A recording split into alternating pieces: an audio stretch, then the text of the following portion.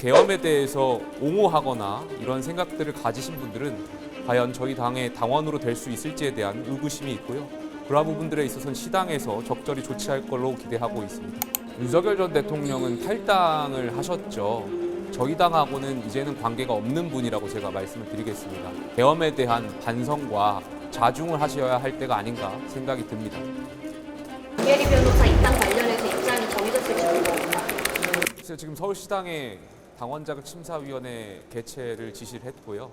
선거 때다 보니까 시당에서도 여러 가지 절차를 지금 진행 중에 있는 걸로 알고 있습니다. 다만 제가 당 비대위원장으로 말씀드리면 저희가 계엄에 대해서 사과를 드렸고 분명히 잘못된 판단이라고 말씀드린 바가 있습니다. 근데 그 계엄에 대해서 옹호하거나 이런 생각들을 가지신 분들은 과연 저희 당의 당원으로 될 수 있을지에 대한 의구심이 있고요. 그러한 부분들에 있어서는 시당에서 적절히 조치할 걸로 기대하고 있습니다. 오늘 아침에 이준석 후보 만난 걸로 알고 있는데 좀 어떤 내용 오고 가셨는지 그리고 또 단일화 시점은 좀 언제까지로 보시는지 궁금합니다. 아직 언론에 공개할 정도의 수준의 대화를 나누진 않았고요. 계속해서 저희가 이야기를 해 나갈 예정입니다. 다만 TV 토론에서 보셔도 알 수 있듯이 이준석 후보가 말씀하시는 가치나 공약이나 저희 국민의힘 김문수 대통령 후보께서 말씀하신 공약이나 가치나 방향성이 크게 다르지 않다라는 것을 많은 국민들께서 인정하실 거라고 생각이 듭니다. 그렇다면 계엄에 반대하고 그리고 독재에 반대하겠다라는 큰 틀에서 우리가 함께 할 수 있지 않을까에 대한 기대감이 있습니다. 아직 선거가 지금 레이스가 진행 중이고 그 부분은 조금 더 지켜봐 주셨으면 좋겠습니다. 하지만 저도 이준석 후보도 큰 틀에서 여러 가지 고민을 하고 있다는 걸로 알고 있습니다. 이준석 후보가 어제까지 되게 단호한 입장이셨는데 이게 좀 변화되는 그런 분위기가 있었는지 좀. 글쎄 그거는 조금 더 지켜봐 주시면 될 것 같습니다. 윤 대통령이 오늘 부정선거 관련 영화 보러 갔는데 당내에서 총선 때와 마찬가지로 선거 앞두고 당에 부정적인 홍보만 한다는 지적이 나오는데 어떻게 보시는지. 윤석열 전 대통령은 탈당을 하셨죠. 저희 당하고는 이제는 관계가 없는 분이라고 제가 말씀을 드리겠습니다. 그리고 윤석열 전 대통령께서는 개인적인 입장에서 제가 봤을 때는 계엄에 대한 반성과 자중을 하셔야 할 때가 아닌가 생각이 듭니다. 유승민 전 의원과도 좀 접촉하시는다고 그런 얘기가 나오던데 어떻게 좀.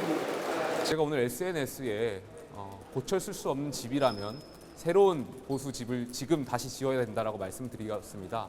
그 안에는 당 밖에 계신 분들, 자유민주주의의 가치를 동의하고 여러 가지 저희가 내세우는 가치에 동의하시는 분들도 함께 하실 수 있지만 당 내에 계신 분들 중에 활동을 하지 않는 분들까지 모두 다 우리가 함께 가야 된다는 말씀을 다시 드리겠습니다. 그렇기 때문에 유승민 전 대표를 포함해서 많은 분들도 저희가 선대위 차원에서 연락을 주고받고 있는 걸로 알고 있고 아직 그 부분에 대해서는 좀 가시적인 이야기가 나올 수 있을 때 언론인 여러분들께 말씀드릴 수 있도록 하겠습니다. 그 홍준표 전 같은 질문인데 홍준표 전 시장이 사실상 선대위에서 하지 않을 걸로 보이는 상황이고 한동훈 전 대표도 부산뉴스에서 김문수 후보를 내세우지는 않고 있는데 이런 당내 통합이 먼저 돼야 된다는 거죠. 선대위에 함께 하시면 좋겠죠. 다만 꼭 선대위 함께하지 않더라도 각자가 보수 재건에 그리고 대선 승리에 함께하는 데 역할이 있을 거라고 생각합니다. 홍준표 전 시장 같은 경우는 하와이에서 얼마든지 저희 국민의힘의 승리를 위해서 노력해 주실 수 있는 역할이 있다고 생각하고요. 그 부분을 해주셨으면 좋겠다는 말씀을 드리고요. 한동훈 전 대표 같은 경우에도 야전에서 직접 시민분들과 함께 만나고 찾아뵈면서 김문수 후보의 승리를 위해서 지금 뛰어주고 계십니다. 그 자체가 저는 우리 국민의힘의 승리와 대한민국을 지키기 위한 노력들이라고 생각하고 있고요. 선대위의 참여 여부도 중요하겠지만 각자가 이미 현장에서 중요한 일을 하고 있다는 말씀을 드리겠습니다.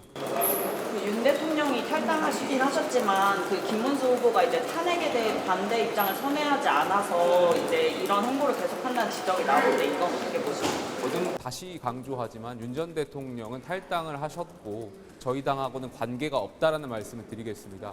그리고 제가 비대위원장으로 취임하면서 전 대통령하고의 단연과 관계에 대한 말씀을 명확히 의지를 드린 바가 있습니다.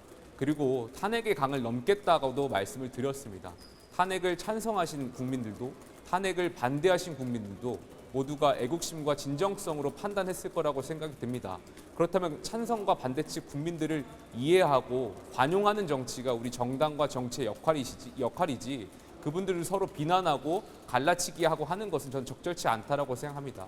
이 부분을 김문수 후보께서도 당의 입장을 존중하신 걸로 알고 있고 저희 국민의힘은 탄핵의 강을 넘었다라고 생각합니다. 거듭 말씀드리지만 윤 전 대통령하고는 저희가 관계없다라는 말씀을 다시 한번 드리겠습니다. 그리고 제가 어제 TV 토론을 제안한 바가 있는데 그 부분도 첫 번째로는 전 대통령의 여사와 관련해서 저희가 처신을 잘 못했던 부분들이 있고 반성의 의미를 담았던 것도 있습니다. 그리고 이 여사 영부인과 관련한 문제들이 육공화국 대통령의 성패와 많은 이야기들로 연결되었습니다. 많은 국민들께서는 관심이 있는 부분이기도 하고 저는 여사라든지 이런 부분에 대한 검증을 이어나가는 것이 국민의 알 권리 차원에서 매우 중요하다고 생각합니다. 이재명 후보께서 TV 토론에 대한 것이 방식이 마음에 들지 않는다면 영부인에 되실 분들에 대한 검증 방법을 제안해 주시면 저희가 응할 수 있도록 하겠습니다. 그러니 피하지 마시고 영부인과 가족부분들에 대한 검증할 수 있는 좋은 방법을 제안해 주시길 기대하겠습니다. 홍준표 시장이 이제 역할 안 한다고 하면서 원래 당에서는 홍준표 시장을 이준석 대표랑 단일화 소통 창구로 한다 이런 말도 있었잖아요.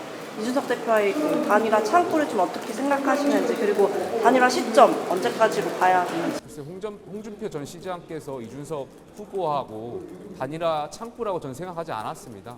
홍 전 시장께서는 저희 당의 대표셨고 대선 주자셨고 굉장히 큰 어른이셨습니다. 그분께서 보수 재건 그리고 대한민국을 지키기 위한 길에 분명히 큰 역할이 있을 거라고 생각이 듭니다. 그러한 역할에 저희가 정중히 모실 수 있도록 노력하겠습니다. 여기까지 할까요? 시점 좀 되게 단일화에 중요한 마지노선, 1차 마지노선으로 보는 시각이 많은데요. 이 부분에 대해서도 좀 시점에 대해서는 저희가 이렇게 설정하지 않겠습니다. 오늘 신행동 일정 왜 가시는지